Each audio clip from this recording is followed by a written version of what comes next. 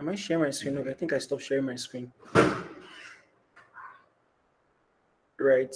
So, um, okay, can you all see my screen? Can you all see my screen? Yes, yes. Can you see my screen? It's Yeah, coming. yeah. Okay. Yeah, that's true now.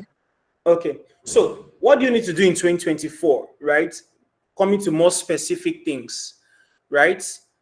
I remember last year during the World Cup. Did anybody watch the World Cup last year? I'm sure at least for a lot of the guys, you probably watched the World Cup. And how was it last year in 2022? Oh, yeah, it was last year now. It was 2022 year. How Argentina won the World Cup. And one thing I learned from watching that World Cup, look at it, I put here. I said in a football match, it's not the team that press the most. I'm sure guys understand what I mean by press, that wins the match. Like we say in Yoruba, that wins the match. It is the team that score goals that win matches. It is the team that score goal that win World Cup. Not the team that can dribble, not the team that the players can pass, not the team that the players can do game pressing. I'm sure the guys, or at least the guys that watch football, probably know all of these things. And I watched that World Cup. I watched a couple of the matches in the World Cup, and I'm like, it's not by pressing, no. Now who score goal? How you score the goal, no matter. Coco is that you score the goal. And I'm going to bring this to what we're talking about quickly. How you score the goal many times does not matter. Is that you score the goal that matters. And it's the person that scored the goals that win the World Cup. Not the person that dribbles, not the person that presses the most, not the person that has the best coaching strategy that wins. Morocco got to the quarterfinal, not because they had the best of team, but they got to the quarterfinal because they kept scoring. Even though Portugal pressed Morocco more than anything, and see Ronaldo did all the magic he can do, but see, now Portugal score goal, now Portugal enter quarterfinal, abi semi-final, right?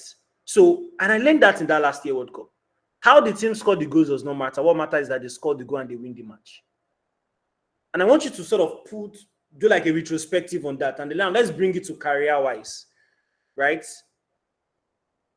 Let's bring it to career-wise. Because it's then important to know that as you're going into 2024, it's good that you work well. It's good that you build products. It's good that you use your product management skills as much as possible. But what matters is what is the end goal of what you are doing. Your best bet is to get to the end goal more than the process to the goal. But we tend to focus too much on all the things, and it's not bad to focus on the thing because the way you get goals is when you have a good strategy. But the World Cup taught me that it's not by person that have the best player, it's not by person that has the best coach that wins. It's not the person who score goal they win.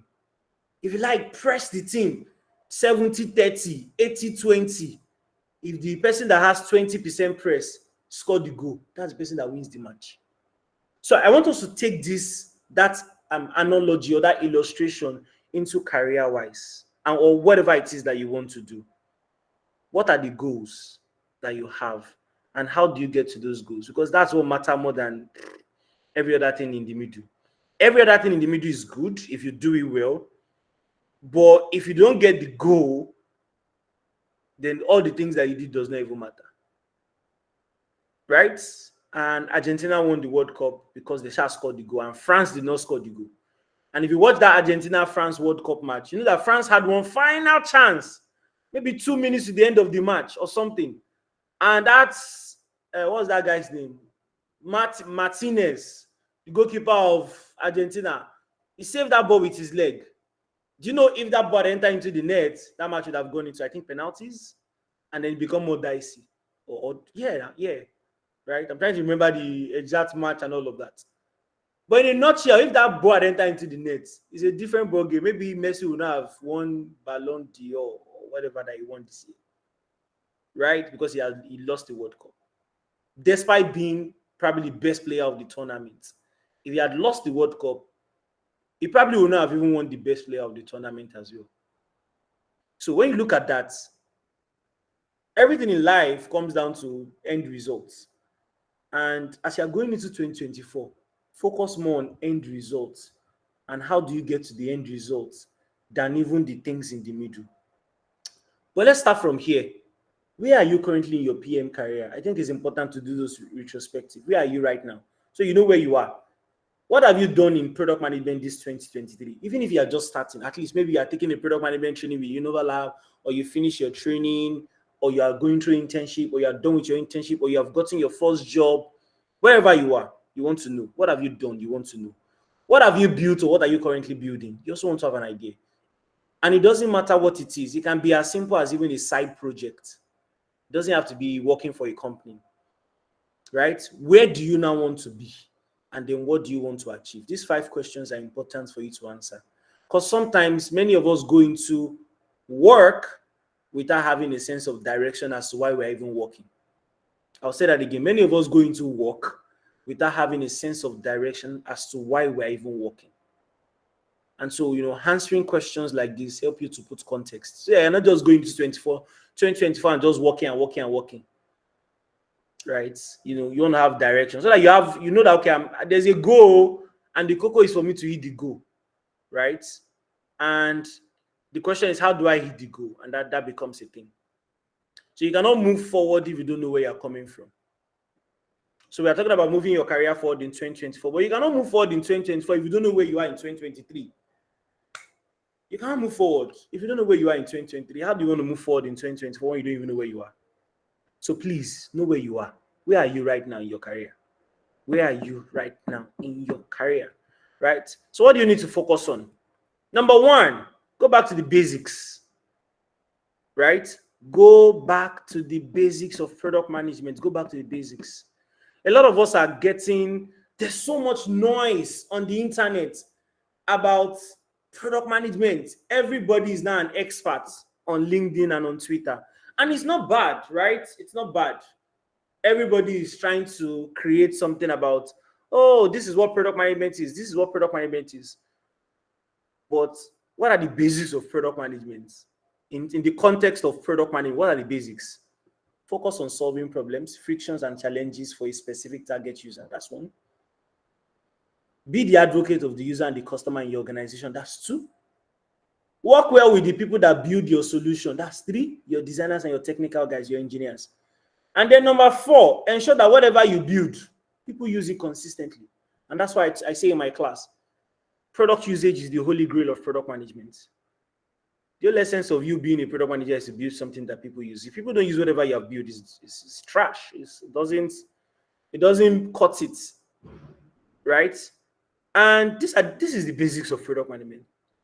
All the other things in the middle, they are the nice to have, they are the should haves that empower what you do. But ultimately, if you don't get the basics, all those other things is not going to work. But I see a lot of people deviating from the basics. People are no more focusing on solving problems. People are focusing on building apps or building AI, right? And the AI drama thingy. People are no more focusing on being advocate for the customer. People are focusing on shipping features because they like it. Building product because they like it. Building product because the CEO likes it. People are not working well with the people that build the solution. Part of working well with the people that build the solution is not to be the expert. And I'm saying this is contradicting something I've said earlier. Learn a lot about many things, but at the same time, you don't also want to be the expert of everything. Because when you are the expert of everything, when you know how to code and you know how to design and you know how to do product management, what will happen? You'll be infringing into the works of the actual designer. Your company hired you to be a product manager, not a UI UX designer, except maybe the next you should be designing for them, which is not making sense, right? Or they're actually writing code, which also is not making. I remember Bolaji talking about how he always tried to caution himself not to write codes and do product management and all of that. So work well with the people that build your solution. We are not the one building the solution. The engineers are the one creating it. The designers are the one designing it. So work well with those people. And then ensure that your users or your customers use your product consistently. My brother and sister in product management, this is the basics. Every other thing is support to these basics. You miss the basics, every other thing is just going to, it's not going to carry the product.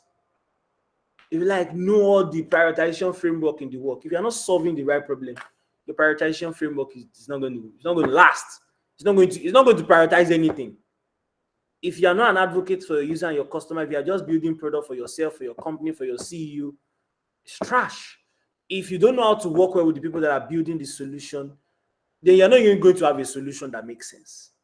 And then if you now eventually build your solution, but people don't use your solution, then also it's nothing.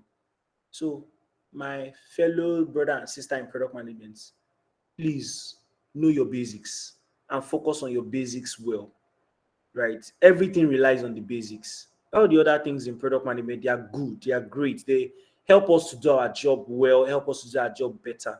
But see, the basics, like like the religious book, the Bible says, if the foundation be destroyed, what can the righteous do? This is the foundation of everything that you do as a product manager. These four things. And if you know me, I like to simplify things as much as possible. Focus on solving problems, be the advocate of the user, work well with the people that build the solution, and then ensure that whatever solution you've built is being used. This is the basics of product management. Every other thing after is is meant to support the basics. It's meant to be like, oh, when you do your basics, but if you get your basics right, every other thing can be add on to now make that product, world class or whatever you want to call it. But the most important thing is the basics.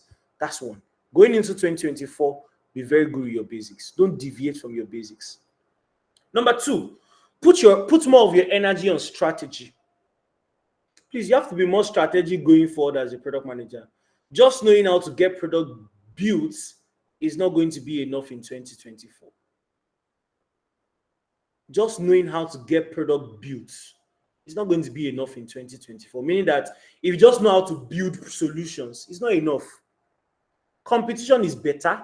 Competition is tougher these days compared to 5 years ago. So it's not the person that has the best products that win in the market. It is the person that is most strategic that wins in the market. And this also applies to your career. So if you want to grow and move your career forward in 2024, it's not by building best products. I talk about this in product strategy a lot. It's not the person that builds the best products that win. You can have two products in the market. One is an average product, right, but with a poor strategy. One is an average product, but with a great strategy. One is a great product, but with an average strategy. Do you know who is going to win in the market? The average product, but with a great strategy, is going to win the great product, but with an average strategy. Especially when it comes to business. Especially when it comes to business. Keyword, business. Keyword, right? So we don't lose it out of context. An average product with a great strategy will win a great product with an average strategy anytime, any day, especially when it comes to business. So when I say average product now, obviously, average product means that product is doing the barest minimum. What's the barest minimum? It's solving a problem and people are using it consistently.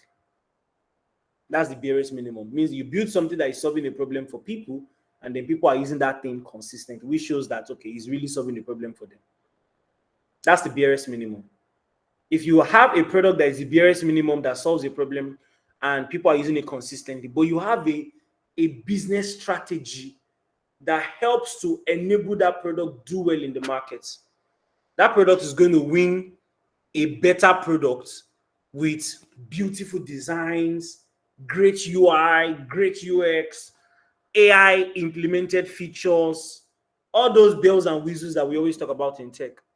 That average product with a great strategy is going to win a great product that has all the AI thingy and all the fashionista things that we all talk about in tech. It's going to win it, but with a bad strategy. So I advise you, if you want to grow your PM career next year, don't just be a builder of products.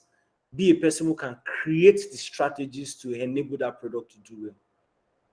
Because building product is one thing, helping the product become a successful business is another thing. And you have to understand those differences. Building the product is one thing, helping the product become a successful business is another thing. So focus on put more energy on product strategy in a nutshell. Don't just be a person who works with developers, work with designers. That's just that.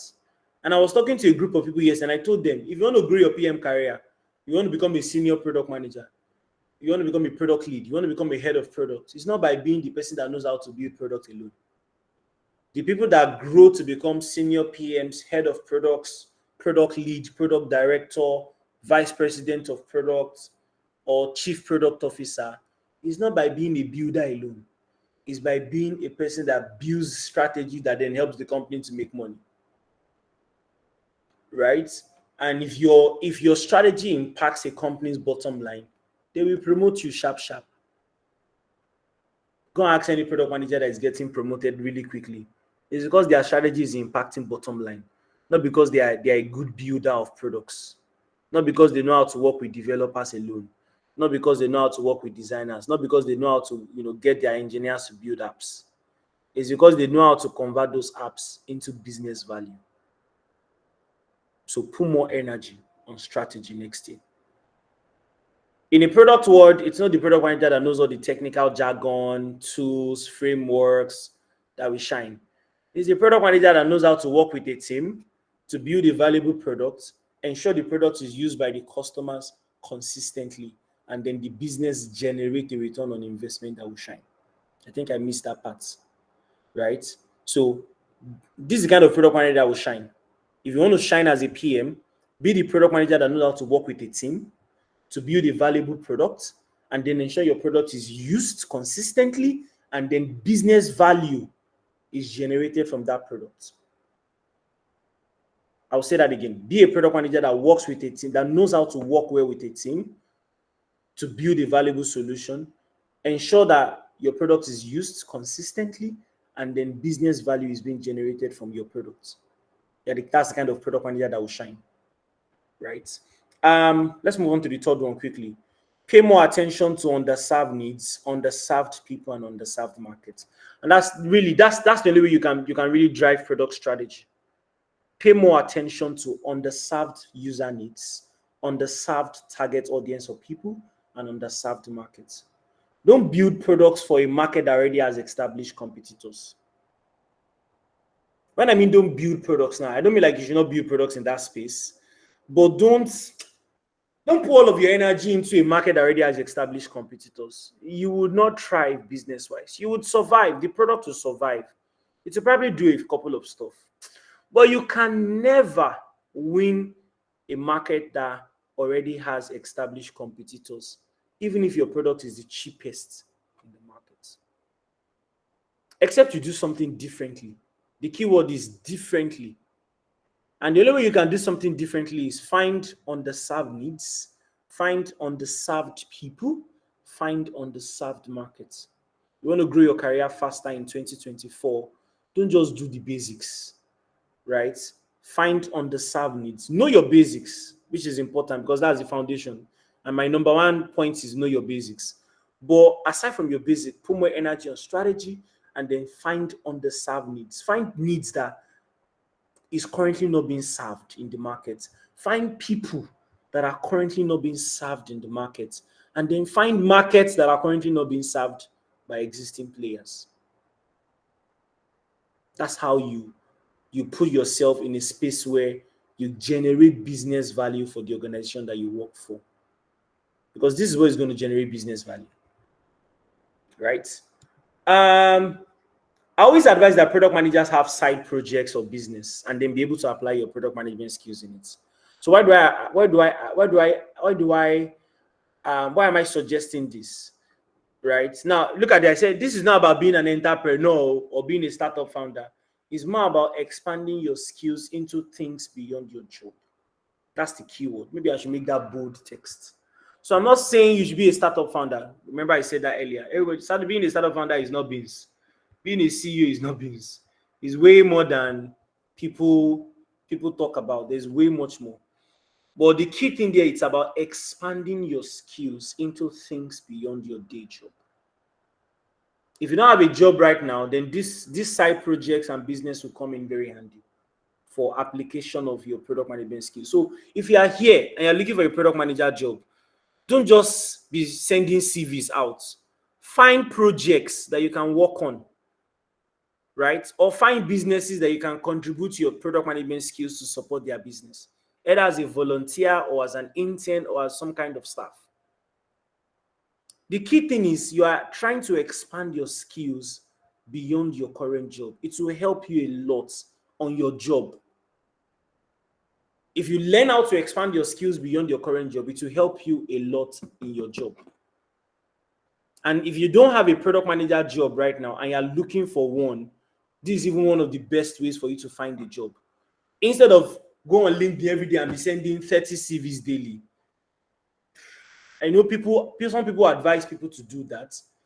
I'm not of that school of thought. You probably never hear me say you should send 30 CVs daily, right? I'm more of the school of thought of take your time, understand the JD, build your CV to suit the JD, and then tailor your CV to suit the JD, which is much more harder than just sending one random CV to every company, right?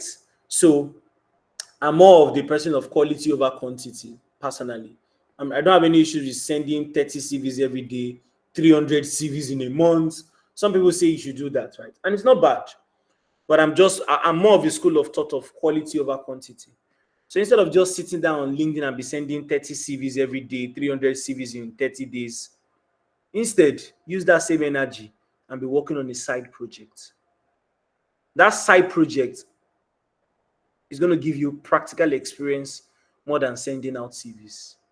And that side project will be more integral for you in getting your next job than sending CVs. And that's why at Enoverlab, in the course of our training, at the end of our training, we provide internship. Not because the internship has to do with maybe a real life company, but it's open source. And what does it do? As open source, is able to give people that real life experience of being involved in building something. And ask anybody who has been serious with the internship. Anybody who is serious with the internship will see the value of it. Because you get to now have like very hands-on experience, especially if you've never done anything in tech before. It's so hands-on, it's so real in the hands that if you are serious with it, you will learn a whole lot. Like, this thing is like this, so this thing is like this, so and that learnings will now become integral to the job you now want to get. But if you are just there sending CV, sending CV, sending CV, I'm not saying it's bad to send CV, but I'm just saying it's more beneficial to work on projects or even have a side business that you are implementing your product management skills in that business. Keyword is implementing. Keyword is expanding your skills beyond your current job. And even if you are working right now as a product manager, it's good to put yourself on that test where you are expanding your skills, right, in other things that is not your day-to-day job, right? So please, I always advise that you do this. It helps you expand your skills beyond your day job, right? And last three things, getting your product built is not the most important thing. And if you notice, all these things that I'm sharing now, they are interwoven to themselves. Getting your product built is not the most important thing. Getting your product consistently used is the most important thing. And that's why in my trainings, I will say the holy grail of product management is product usage. Regardless of what you build, if people don't use it, then it doesn't matter. Right? Regardless of what you build, if people use it, then it matters. Even if your product is not the next best thing to slice bread, regardless of what you build, even if it doesn't supposedly make sense, but if the customers that you built it for are using it, you have already win step one of the battle. Because even if your product doesn't supposedly make sense, but people, however, use it, you have win stage one of the battle. The next stage is now how do you get them to use it consistently? And that's why we say again, getting your product built is not the most important thing. But people focus too much on building. When they will not build, finish. And that's why there are so many apps on the App Store that nobody's using them. And then you hear all these companies that you see that they run down. That's part of the reason why they run down. All these startups that you see that they have money, they raise $3 million, they raise $4 million, they have $5 million, and still you hear the company is shutting down. Why? People are not using their products. That's one of the major reasons. There are other reasons, there are other factors, but definitely one of it. You can't have a product that people are using and you will shut it down. It's not possible. You are not going to shut down a product that people are using. Even if you are not making revenue, even if you are not making profits, but the fact that people are using it means that revenue is coming in, especially if it's a paid product. And so even if your revenue is not significant, but you have product usage, the business is still going to find a way to go back to investors to raise more money. You will always get money from investors, even if you are not profitable, but people are using your products. Anybody here who has had the privilege of maybe talking to, I've had a couple of privilege of talking to investors. See, they will give you money if you have product usage, even if your company is not profitable. Money will always come to you if you have product usage, but the company is not yet profitable. Investors will give you money because you have product usage. You have product usage. People are using your products, and so it means that you have potential of business viability. So please don't just be a person that builds products. Be a person that ensures that your product is being used, because that's more important than even the product that you have built. Because if people don't use what you have built, then does it even matter that you built it in the first place? Right. And then when it comes to approaching interviews, especially for those that are looking for jobs, understand the company you're looking for, prepare for them, table your strengths confidently, and how it can be beneficial to them. If you're a newbie in product management, focus on your strength. Don't always be carrying I'm an aspiring, I'm an entry-level product manager on your head. I always tell people in my training, in my class, I'll tell them that don't say you are entry-level PM. I can beat my chest for you. Maybe you cannot beat your chest for yourself. But me, I can beat my chest for you. If you've gone through Enoverlab training, especially if you've gone through Enoverlab training, carry your shoulder pad high and go out there and say you are a product manager. Don't say I'm entry level. Don't say I am just starting. Don't say I am aspiring. Don't say you are giving yourself, you are tabling your weakness. And I'm not saying you should not accept that you are weak. I'm not saying you should lie. I'm saying focus on your strengths. So find the places where you are strong at and then table your strength to people. But one of the first places, accept that you're a product manager, first of all. I was speaking to somebody today and she said she has a very strong background in marketing and sales. I said, strong background in marketing and sales. If you are going out there to look for a job, table that strength.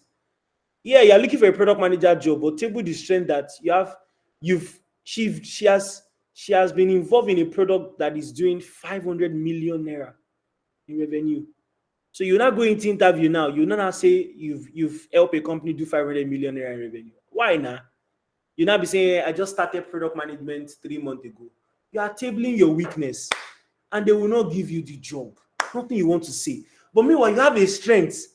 You've been able to help a company do 500 million in revenue, and you're not tabling that to the people that are trying to hire you in interview.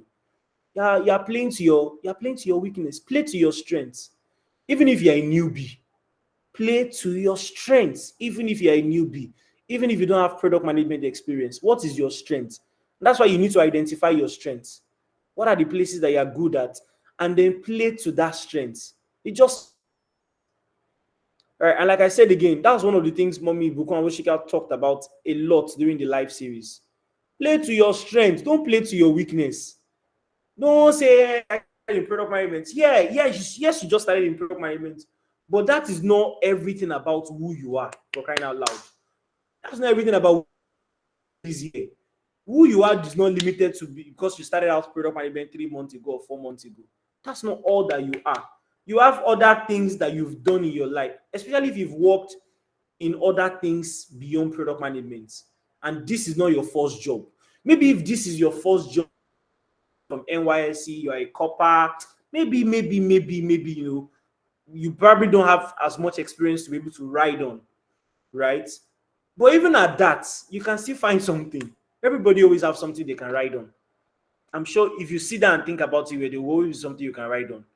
But if you've worked in other jobs, you've worked in other careers, find it in those areas and then bring it into product management and go into interviews with those in the back of your mind. But many people will go into interview with, I just started product management.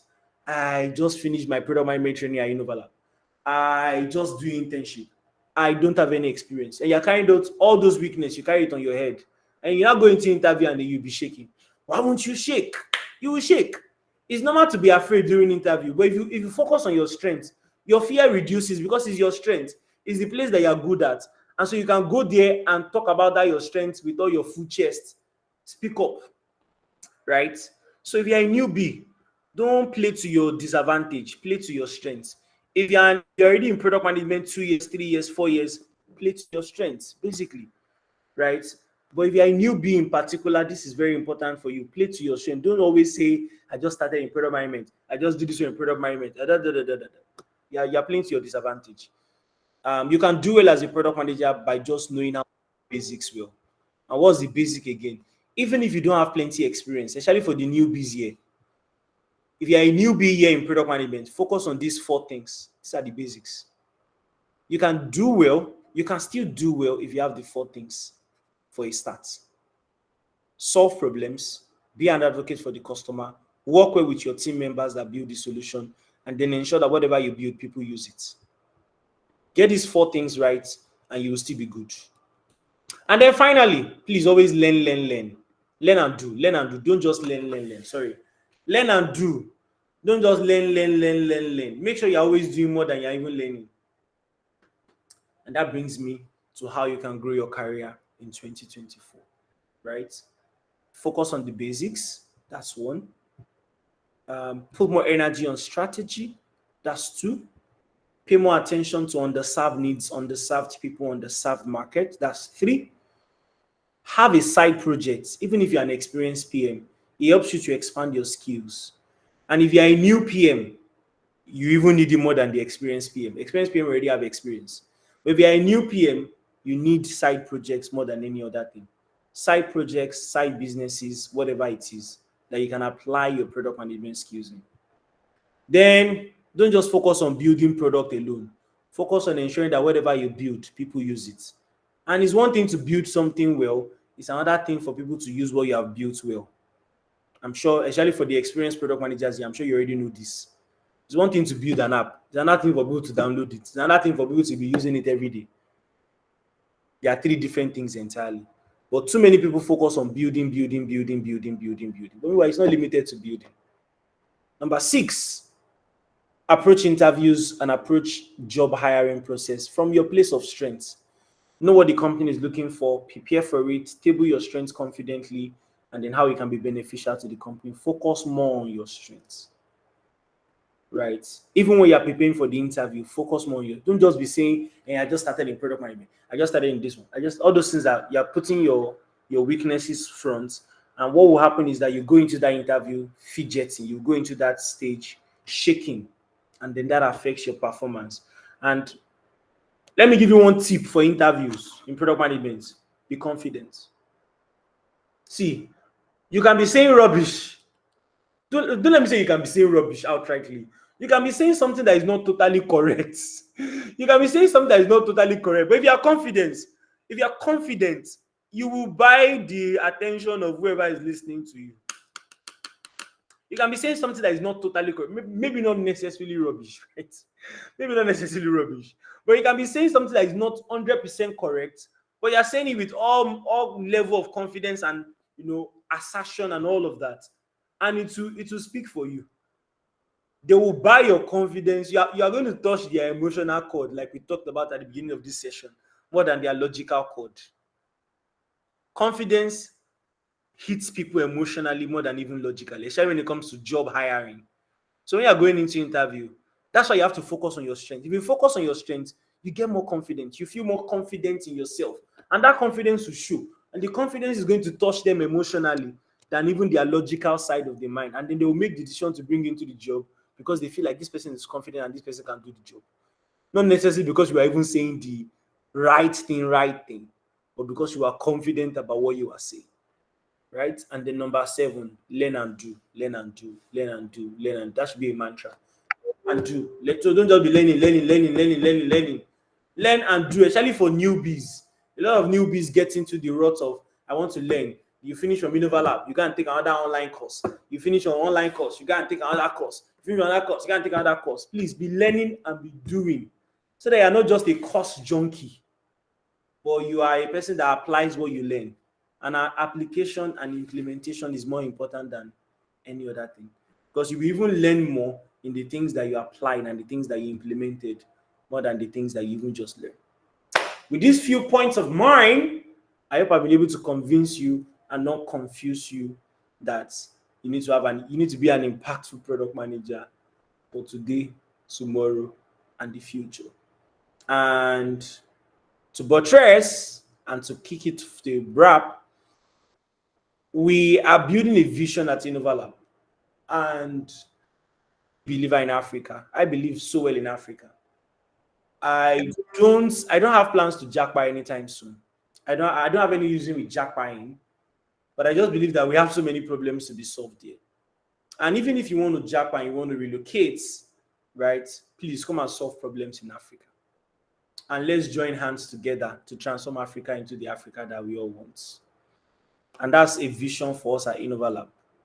We want to transform Africa one product at a time. And how do we want to transform Africa one product at a time?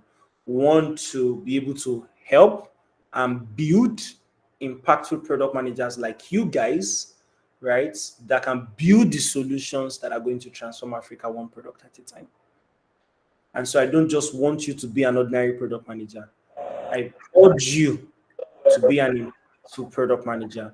I urge you to be a product manager that delivers solutions that solve problems and add value to a business. So that by doing that, especially if you do that within the African landscape, all this our Africa is like this, Nigeria is like this. Now we go build them, no be government go build them. It's me and you that is going to build it. And how do we build this? If we are 23 of us on this call, for example, now we are 700 plus product managers in Enoverlab WhatsApp community group. Imagine all 700 of us are building a product to solve a problem. Do you think Nigeria is not going to be better? Guys, I can confidently tell you Nigeria is going to be better, one way or the other. All 700 of us solving different problems in different industries and different areas within Nigeria and maybe within Africa.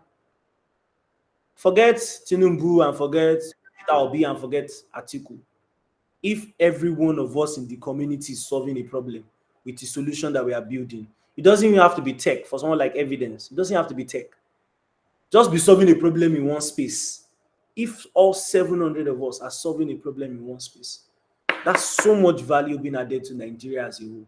Because it doesn't even matter whether you're solving problem for billions of people. Because some of us also get overwrapped in that, oh, millions and billions and millions and billions of people, right? It doesn't have to be, right? If all 700 of us are solving problems for 500 people, imagine 700 of us solve problems for maybe 1,000 people. That's 1,000 times 700. We have solved problems for 700,000 people in Nigeria. And that's what I want us to be at Enoverlab. And that's what I want you to be. And that's what me, I'm trying and I'm striving to be every day. Right? So I hope that this is, insightful for you. But most importantly, let's go and implement. Now, implementation. Now, work, they bring results. No be inspiration, they bring results. So, yeah. Thank you so much, guys. Is there any question? I'm trying not to say you should not ask question, but I think it's still cool to ask question. If you have any question, you can ask your question. Let's just quickly run through it. This is 9:30. We have used 2 hours already. So, but don't let us use 3 hours. I am tired. But yeah, don't mind me. I'm just joking. Any questions? Are we good? Are we good? Just one question before everyone goes. I dropped a comment on the chat, but it seems you didn't see it. It's about Oh, it's about people selling ideas. Before you build an MVP, you definitely have a vision, right, for your MVP. There's a place you want your project to be, part of your strategy and the likes. Now, another company, let's say YouTube, for instance, or should I say Google, who is coming to buy your product, they also have their own vision. Now, in that situation, don't you think there will be, a mismatch of vision? Knowing fully, I mean, wouldn't they be conflicting, sort of? Apart from the money involved, how do you manage that? Yeah, that's the question. my brother, there's no way to manage it though. That's how WhatsApp sold to Facebook, and Facebook turned WhatsApp to monetization strategy. And then the founders of WhatsApp now it's gonna build Signal. right? Signal is not very popular in Nigeria, but it's like WhatsApp, literally like a clone of WhatsApp. So the truth is that if a company is buying your company, especially when they are buying it out outrightly, they are not maybe buying ownership stake. The way, for example, now Microsoft has stake in OpenAI, but they didn't buy OpenAI outrightly. So it means that OpenAI can still make decisions about what happened inside of OpenAI, right? Without Microsoft influences, right? Or maybe with a little bit of Microsoft influence. But when a company buys out outrightly your idea, there's nothing you can do. There's no mitigation. They have buy the idea and now them get the company already now. What remain? You don't have any rights over the company anymore. What you can do is to provide advice, right? So really, if you are going to be a kind of person that will be selling ideas, then be ready for that. Don't If you think that they are going to run with your vision, that's not true. It's not possible. I doubt. Dr. Dre was sold to Apple. Almighty Apple did not run with Dr. Dre vision. Apple, in short, created AirPod Pro. AirPods. AirPods came out from Dr. Dre. They revolutionized the technology within the Dr. Dre or Dre's Beats or Beats by Dre. That's the name of the headphones, right? Beats by Dre. And then that brought about the birth of AirPods. And if you go to Apple's website, you see Beats by Dre there, but Apple will not push Beats by Dre in your eyes. Apple will push you to go and buy AirPod, an AirPod Pro, an AirPod Pro Max. So there's really nothing you can do about it. There's nothing Dr. Dre can do about it. He has sold his company for $3 billion. He should go and enjoy his $3 billion and enjoy his life. If by now he has not even spent the money finish. So there's really nothing you can do about it, especially when the company is bought out rightly. Right? Just go and collect your money, go and spend it. Or maybe you be like WhatsApp founders, go and build another competition to WhatsApp. But Signal can never even be like WhatsApp. That's the crazy thing. So that's the thing. There's nothing you can do about it. You just have to build, sell, and close your mind. It's like Paystack now. Paystack has been sold to Stripe. Do you think Shola and Ezra has significant impact on what happens in Paystack? Maybe a little, A little. but not much because they have sold the company. It's not more their company. They are just shareholders. Thank you. Thank you very much. Yeah. All right, guys. So I think that'll be all for tonight. Thank you so much.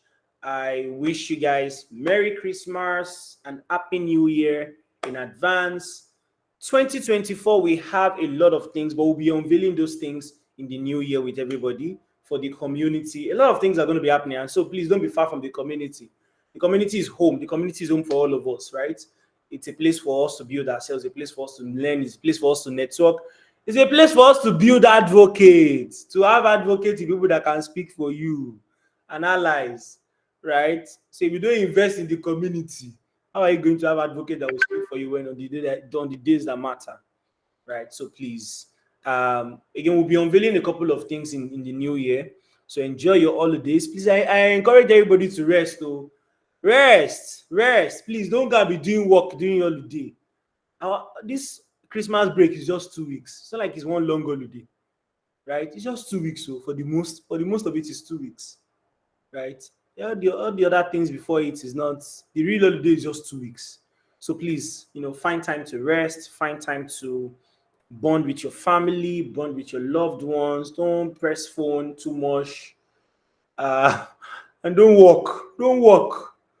If you have life products, please create systems now so that your life products can run without you being readily available. If you are going to work at all, it should just be something minor. Not that you now come on Christmas Day or Boxing Day. Because I remember somebody saying it was last week Sunday or 2 Sundays ago. I have an engineer friend. The guy was like, he went to church and he carried his laptop to church as an engineer. And throughout the service, 3-hour service, they were trying to do debugging. He said he did not do anything in the service. They were doing debugging. Holy debugging now. Holy debugging. He blamed himself for carrying laptop to service because, but again, the debugging was important. But he said he did not do single service like this. From 10 o'clock to 1 o'clock, he was just in one corner in church facility trying to debug. with the other engineers. So please, if you have to put up your structures, please do that between this week and next week, so that you don't come on 25th and 26th when your family is looking for you. You're debugging for 2 hours, 3 hours, and all of that. So please, if you have live products, I encourage you to ensure that you have put up structures in place and ensure that everything is working fine now. Double test and double test and double test everything. If your products are live and people are going to be using it during the festive period, so that nobody calls you. And if they call you, you cannot say you are not going to come. You cannot say you are on holiday, especially for we product managers and engineers. We cannot say we are in holiday, right? So please, if your product is live, don't even joke with it at all. All right, guys, thank you so much, everyone. Have yourself a great weekend. Merry Christmas and Happy New Year to you all. Keep in touch with the community, and cheers. Bye, everybody. Enjoy your holidays. Bye, everyone. Bye. Bye.